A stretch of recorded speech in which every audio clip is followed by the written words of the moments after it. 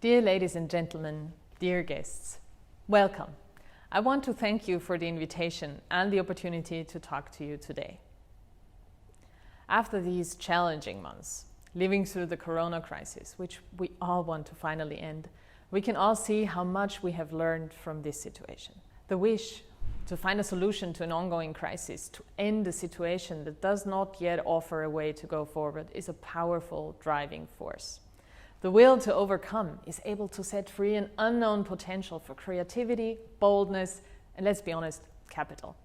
A crisis shall not scare or immobilize us. We should, if we can, turn this pressure into something helpful. Because there is one thing we know: surrendering is not an option. The corona crisis and the climate crisis might not have a lot in common at first sight. The first feels imminent and close. The other one feels stretched in time, and even though we can see all the horrible effects, we manage to push them aside. You can feel a fever, but you don't really feel 0.5 degrees. The Earth's lungs are collapsing. It's just harder to notice. But if you take a second look, there are a lot of similarities. We have a large basis of research we can build on. We know the mechanisms behind the climate crisis. We have the technologies, and we know which legislation to put in place. A little more than a year ago, having an event like this as an online format felt very strange for all of us, but we got used to it. Although the important part of networking, talking, thinking, discussing together still does not feel quite the same, we have learned to appreciate the possibilities it brings along. I'm certain that with these online formats, it's not only possible for far more people from around the world to attend these events, oftentimes they're also more accessible and the costs are lower. I was asking myself which were the major steps towards a more sustainable future in the last year.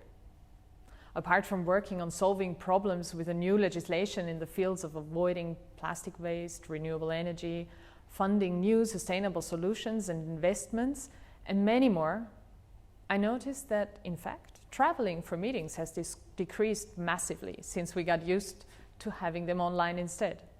I'm convinced that it will stay with us longer than this pandemic. In the end, many small changes will be able to contribute to a more sustainable future as well.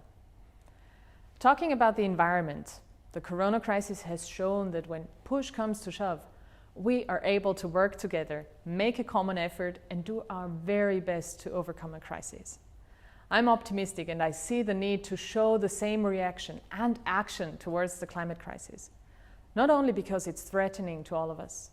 In the last years, Austria has already shown high potential in creating sustainable solutions, and now it is time to bring them to use and develop them even further. In my view, climate action is a multi-purpose tool tackling both the climate crisis and the economic crisis at the same time. I'm hopeful that we are at a point in this climate crisis where most people will agree that the only way is forward, that sectors need to work together to find solutions and to build a more sustainable circular economy. I'm very happy that this event with today's topic, sustainable transformation, radical change versus more of the same, can take place in Austria today, since it addresses issues that are a matter of the heart for me. Finally, to all of you, enjoy the interesting sessions that will take place, take the opportunity and think about new ideas, whether for yourself or for your business. I want to close by wishing you a productive and insightful conference. Thanks again for inviting me, and have a great day.